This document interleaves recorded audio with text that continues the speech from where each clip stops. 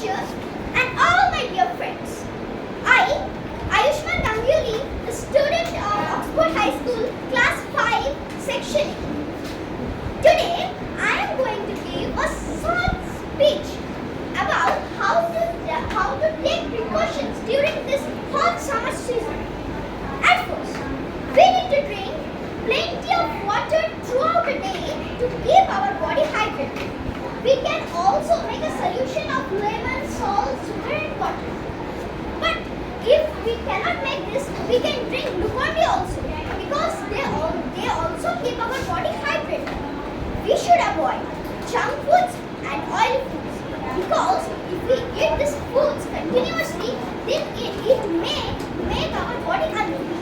We should eat fruits and green leafy vegetables to make our body fit and healthy. We should take daily a shower to make our body cool. And when we go outside, we must carry an umbrella along with this spectacles or sunglasses. Okay, so these are the following precautions that we should take every day. So thank you everybody. I think you will follow these precautions during this hot summer season to keep your body fit and fine. Thank you. Have a nice day.